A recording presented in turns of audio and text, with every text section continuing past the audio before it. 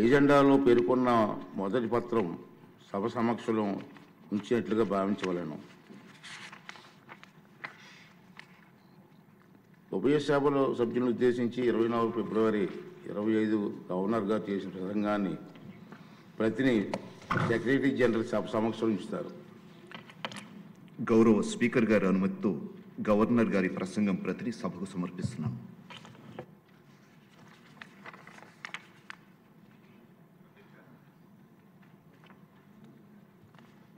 జయసూరి గారు.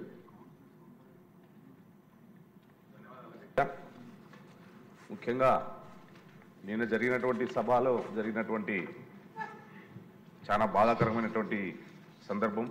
దానితో పాటు కూడా ఏదైతే ఎమ్మెల్యేలకు శిక్షణ తరగతులు ఇచ్చే కార్యక్రమానికి కోట్లు ఖర్చు పెట్టి శిక్షణ తుస్సు అని చెప్పేసి 22వ తారీఖు నాడు సాక్షి పేపర్లో ఆయన అవినీతి పత్రికలో లోకసభ స్పీకర్ గారి పైన తమరిపైన ఎలాంటి గౌరవం లేకుండా కూడా ఆ సాక్షిలో ఇచ్చినటువంటి కథనాలు చాలా బాధాకరమైనటువంటి సందర్భం అధ్యక్ష. అయితే శిక్షణ తరగతులు జరగకముందే కోట్ల రూపాయల ప్రజాధనాన్ని ఖర్చు పెట్టి ఇక్కడ అసెంబ్లీ ఆవరణంలో టెంట్లేసి ఖర్చు చేశారని చెప్పేసి ఒక తప్పుడు నివేదికలు రాస్తూ రాష్ట్ర ప్రజానికానికంతా కూడా ఆయనకున్నటువంటి కరపత్రమైనటువంటి సాక్షి పేపర్లోను సాక్షి ఛానల్లోనూ తప్పుడు ప్రచారాలు చేస్తూ ప్రజాస్వామ్యంలో సభలపైన ఉన్నటువంటి గౌరవాన్ని అగౌరవపరుస్తూ ఈరోజు జగన్మోహన్ రెడ్డి గారు ఆయన సాక్షి పేపర్ అవలంబిస్తున్నటువంటి విధానాలు చాలా బాధాకరమైనటువంటి విధానాలు అధ్యక్ష. కాబట్టి తప్పనిసరిగా సాక్షి పేపర్ పైన సాక్షి ఛానల్ పైన రూల్ నంబర్ 169 ప్రకారం నేను ప్రివిలేజ్ కమిటీకి కంప్లైంట్ చేస్తున్నాను అధ్యక్ష. దీనిపైన మీరు ఈ ప్రివిలేజ్ కమిటీలో పెట్టి సాక్షి ఛానల్ పైన సాక్షి టీవీ పైన తగు చర్యలు తీసుకోవాలి, గట్టి యాక్షన్ తీసుకొని ప్రజానికానికి చేస్తున్నటువంటి తప్పుడు సమాచారాన్ని అరికట్టి మరొకసారి ఇలాంటి వార్తలు ప్రచురించకుండా చేయాల్సినటువంటి బాధ్యత తమరి పైన ఉందని చెప్పేసి దీన్ని ప్రివిలేజ్ కమిటీకి రెఫర్ చేయవలసిందిగా నేను కోరుచున్నాను అధ్యక్ష. ధన్యవాదాలు అధ్యక్ష. ఓకే అండి, ఈ విషయం కూడా మీరు అందరి దృష్టికి వచ్చి ఉంటుంది. సాక్షి పేపర్లో ఒక హెడ్లైన్స్ వచ్చాయి. ఏంటంటే మనం ముందుగానే ఎప్పటి నుంచి అనుకున్నాం, మనం కొత్తగా సభ్యులు వచ్చారు, 84 మంది ఉన్నారు, వాళ్ళందరికీ ట్రైనింగ్ క్యాంప్స్ పెట్టాలని 2 డేస్ ఫిక్స్ చేసుకున్నాం. వాస్తవం అది. నేను కూడా మన వెంకయ్యనాయుడు గారిని అలాగే పార్లమెంటు స్పీకర్ గారిని పిలవాలని డిసైడ్ చేసుకున్నాం. నేను ఢిల్లీ వెళ్ళి వాళ్ళని ఇన్వైట్ చేసాం.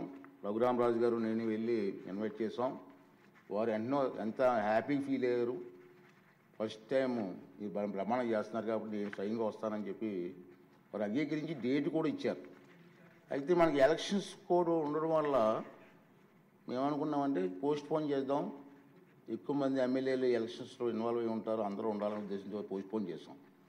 దానికి సాక్షి పేపర్లు చూసి నేను కూడా బాధపడ్డాను. ఎందుకంటే సరే బాధపడినా సంస్కారం లేని వాళ్ళు ఏదో రాస్తూ ఉంటే బాధపడాల్సి కాదు, కానీ దీని మీద యాక్షన్ తీసుకోవాలి.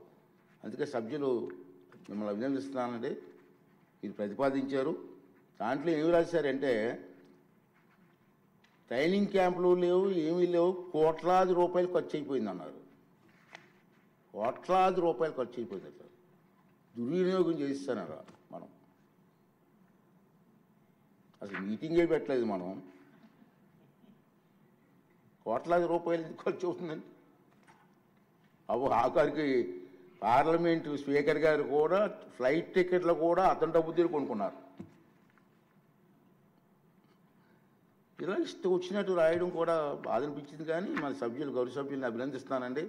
మీరు లేవనెత్తారు. మీరు లేవనెత్తినటువంటి మీ అభిప్రాయాన్ని నేను కూడా దృష్టిలో పెట్టుకొని తప్పనిసరిగా మీ అభిప్రాయ ప్రకారంగా ఈ విషయాన్ని వెంటనే సభా హక్కుల కమిటీకి నేను రెఫర్ చేస్తున్నాను. సభా హక్కుల కమిటీ ఏ నిర్ణయం తీసుకున్నా ఆ నిర్ణయం ప్రకారంగా వారి మీద చర్య తీసుకోవడం జరుగుతుంది. ఓకే. రెండో విషయం ఏంటంటే సభలోని రాజకీయ పక్షాల బలాబలాలను